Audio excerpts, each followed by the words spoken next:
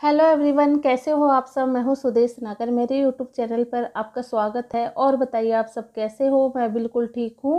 तो आज मैं बना रही हूँ सुबह आलू के परांठे। और आलू के परांठे बिल्कुल सिंपल तरीके से ही बना रही हूँ। जो पिट्ठी है वो बिल्कुल जैसे आप लोग बनाते हो वैसे ही बना रही हूँ। इसमें मतलब मैंने आलू उबाले थे, फिर उसको मैश किया थोड़ा सा, फिर उसमें डाले मसाले जिनमें मैंने हरी मिर्च डाली है, नमक डाला है, गरम मसाला डाला है और लाल मिर्च डाली है, यही सब। और इनको अच्छे से मैं मिक्स कर लूँगी। और थोड़ी सी डालूँगी प्याज, क्योंकि प्याज से जो हमारे परांठे हैं उनका जो टेस्ट है वो डबल हो जाता है। और मैं ज़्यादातर प्याज डाल के ही बनाती हूँ। बहुत कम होता है कि अगर मैं कभी आलस कर गई या मुझे जल्दी में बनाने हैं तब मैं प्याज नहीं डालती, वरना हमेशा डालती हूँ प्याज। तो यहाँ पे हमारे जो पिट्ठी है उसको मैं अच्छे से मिक्स कर रही हूँ, जिससे कि जो मसाले हैं वो भी अच्छे से मिक्स हो जाए।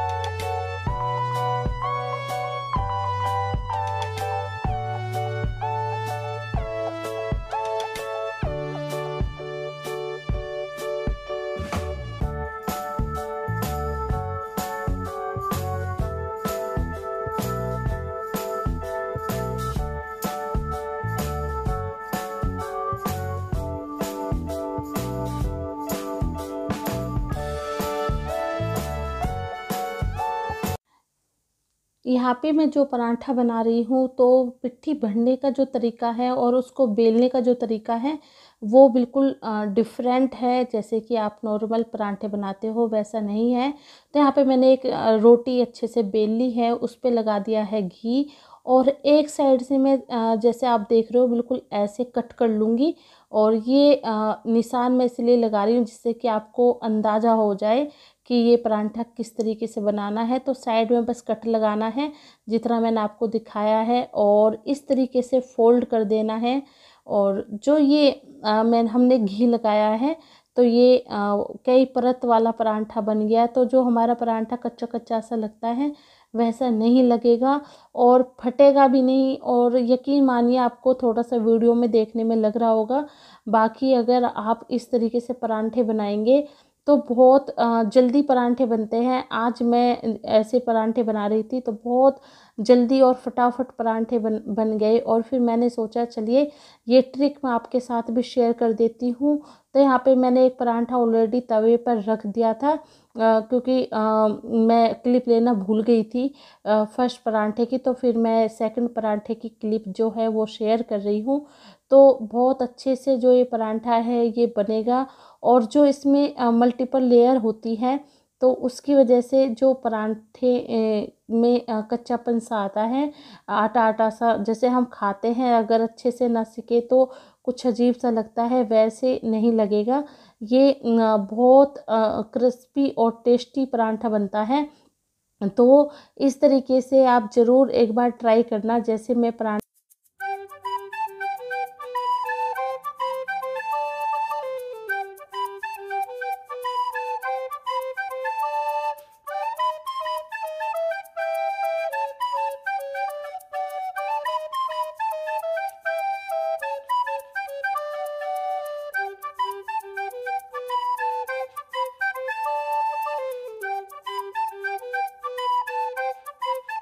बज रहे हैं रात के 9:30 और मेरा जितना भी घर का काम है सारा फिनिश हो गया।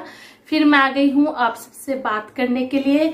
तो मेरे पास बहुत सारे कमेंट आते हैं, किसी न किसी के आते ही रहते हैं और मैं इग्नोर करने की कोशिश भी करती हूँ कि अभी रिप्लाई ना दूं। लेकिन ऐसा होता है कि नए लोग भी जुड़ रहे हैं, बहुत सारे लोग जुड़ते हैं मेरे से और पुराने भी हैं।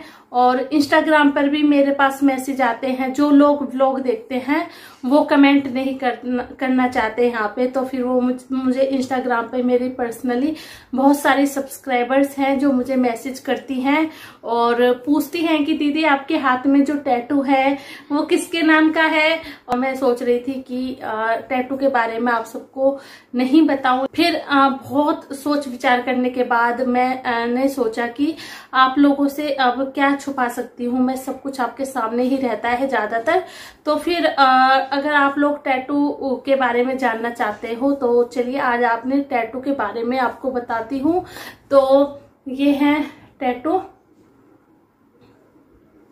ये है दीपक, जो कि मेरे हस्बैंड का नाम है। तो हर इंसान का एक इमोशनल कनेक्शन या मेंटोर किसी के माँ बाप होते हैं, किसी का भाई होता है, किसी की बहन होती है, किसी के दोस्त होते हैं, किसी की मतलब कोई भी हो सकता है जो उस इंसान को मेंटली सपोर्ट करता हो, जो उसकी हर बुरी से बुरी सिचुएशन में उसके साथ खड़ा होता हो। तो हाँ जी, मेरे हैं मेरे हस्बैंड। मेरे हस्बैंड मेरी हर प्रॉब्लम में, अगर मुझे सबसे पहले अगर मुझे कुछ भी प्रॉब्लम है मेरी लाइफ में और मुझे सबसे पहले किसी को कॉल करके बताना है तो मैं सबसे पहले अपने हस्बैंड को कॉल करती हूँ। अगर मुझे छोटी से लेके बड़ी तक कोई भी प्रॉब्लम होती है तो मेरे हस्बैंड मेरे सबसे बड़े मेंटोर हैं। और आज जो मैं हूँ आप सबके सामने हूँ उसके पीछे भी मेरे हस्बैंड का ही हाथ है।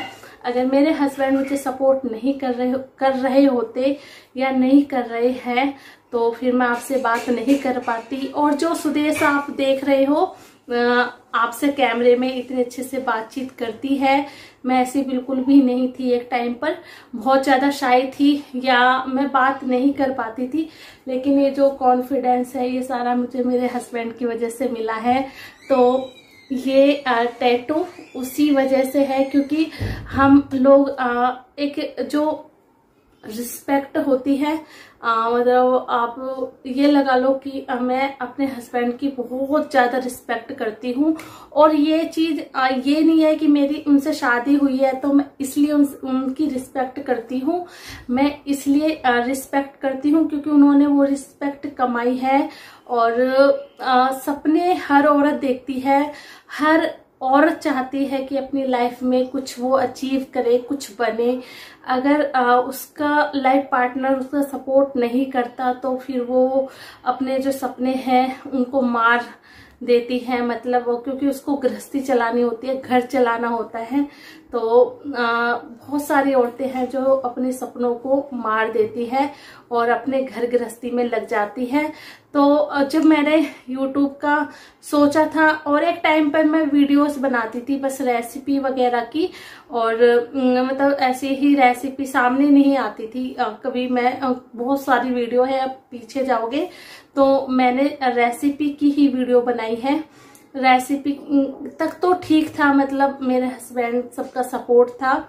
लेकिन उसके बाद जब आई बात व्लॉगिंग की कि मैंने अपने हस्बैंड से बहुत हिम्मत करके बोला कि मुझे व्लॉग बनाने हैं, व्लॉगिंग करनी है, मुझे अच्छा लगता है अंदर से, तो उन्होंने एक झटके में हाँ कर दी बिना सोचे समझे कि लोग क्या कहेंगे, उस बातें बनाएंगे। व्लॉगिंग करना बहुत डिफिकल्ट काम है। आप लोगों को बहुत इजी लगता होगा कि आपकी स्क्रीन पे एक वीडियो चलती है, आप देख लेते हो, उसके पीछे पूरे दिन की मेहनत होती है, रात के भी 2 घंटे कम से कम लगते हैं। तो वो मैं मतलब कि मेहनत करने के लिए मैं तैयार थी, लेकिन एक पीछे से भी सपोर्ट चाहिए कि अगर कोई कुछ कहे तो एक ऐसा सपोर्ट चाहिए कि उसमें हम कह सके कि हाँ भाई मेरे हस्बैंड को प्रॉब्लम नहीं है तो तुम्हें क्यों प्रॉब्लम है। तो बस वो सपोर्ट मेरे हस्बैंड का है। मैं कैसी भी व्लॉग बना लूं, आज तक उन्होंने मुझे कभी टोका नहीं है कि ये वीडियोस नहीं डालनी थी, ये इस तरीके से बात नहीं करनी थी। जैसी मुझे ठीक लगती है, जो मुझे ठीक लगता है वो मैं वीडियोस बनाती हूँ। 13 साल शादी हो गए हैं, 13 साल में मेरे हस्बैंड ने मुझे बहुत सपोर्ट किया है, बहुत ज्यादा। उसके लिए मैं वीडियो के थ्रू थैंक यू बोलना चाहूंगी अपने हस्बैंड को। तो चलिए इससे आगे बढ़ते हैं। तो 2019 में मेरे बच्चे बिरोजना दीदी, आप जानते होंगे, बिरोजना भड़ारा ब्लॉग्स के नाम से उनका चैनल है, उनके यहाँ पे गए हुए थे। तो मैं घर पे वैसे ही अकेली थी उस टाइम पर, तो मेरे हस्बैंड बोले कि चलिए मूवी देखने चलते हैं। तो 2019 में मूवी का नाम मैं भूल गई, तो हम गए थे मूवी देखने के लिए। शाहदरा के आसपास ही है, पैसिफिक मॉल है, जो शाहदरा के आसपास के लोग होंगे उनको पता होगा। तो जब मैं वहां पे गई तो मैं कम से कम 1-1.5 साल पहले से सोच रही थी अपने हस्बैंड के नाम का टैटू बनवाने के लिए, लेकिन उस दिन सामने ही शॉप दिख गई मुझे, टैटू शॉप। तो फिर मैंने अपने हस्बैंड से बोला कि मुझे टैटू बनवाना है, तो मेरे हस्बैंड ने मना कर दिया कि नहीं रहने दे, दर्द होगा, रहने दे, परेशान हो जाएगी, दर्द होगा, या फिर क्या जरूरत है। मैंने बोला कि आपको जरूरत नहीं है लेकिन मुझे जरूरत है, मैं चाहती हूँ आपका नाम आप अपने हाथ पे लिखवाना।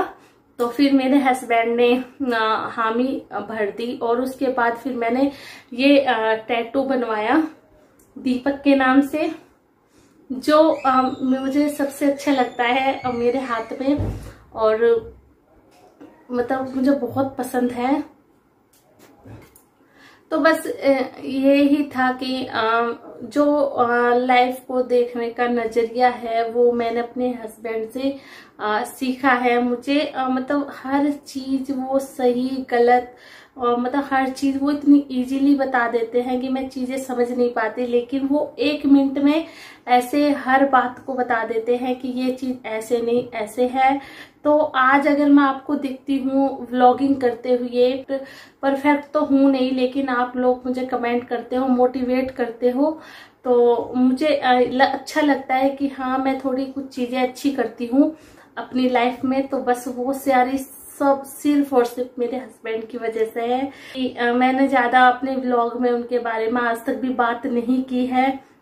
तो बस आज सोचा कि चलिए मैं अपने हस्बैंड के बारे में भी बात कर लूं। और ये टैटू है, तो टैटू के बारे में अगर जो लोग टैटू बनवाना चाहते हैं तो ये मैंने 1500 रुपये में टैटू बनवाया था। और उसके बाद जब मैं टैटू बनवा के आई थी तो घर पे मैंने कपड़े धोए थे मशीन में। तो आप से कपड़े धुलते हैं उसमें होता है एसिड, तो मुझे कोई खास प्रॉब्लम नहीं हुई। 3 दिन में मेरा जो टैटू है वो बिल्कुल ठीक हो गया था। हाँ, उसके 10-15 दिन या महीने तक मुझे थोड़ी इसमें खुजली लगी थी, लेकिन अब बिल्कुल भी पता नहीं चलता है कि मेरे हाथ में कोई टैटू है। अगर मेरी नजर पड़ जाए तो हाँ लगता है कि हाँ मेरे हाथ पे टैटू है, वरना मुझे ध्यान नहीं रहता है। और अगर कोई भी इंसान आपके करीब है और आपको अच्छा लगता है, आपको मतलब वेल विशर है या जो भी है, सबसे ज्यादा आप टच में हो, तो मैं यही मानती हूँ कि उस इंसान का टैटू जरूर बनवाना चाहिए। ये हमारी फीलिंग होती है, एक्सप्रेस करना होता है कि हम उस इंसान को कितनी वैल्यू देते हैं अपनी लाइफ में। तो मैं अपने हस्बैंड को दुनिया में सबसे ज्यादा वैल्यू देती हूँ। तो अगर आप टैटू बनवाना चाहते हैं तो आप बनवा सकते हैं। तो चलिए आज का व्लॉग का यही एंड करती हूँ। आई होप आपको आज की वीडियो अच्छी लगी होगी। तो अगर अच्छी लगती है तो मेरी वीडियो को लाइक शेयर कमेंट जरूर कीजिए। चलिए मिलती हूँ एक नई वीडियो में, तब तक के लिए बाय बाय, टेक केयर।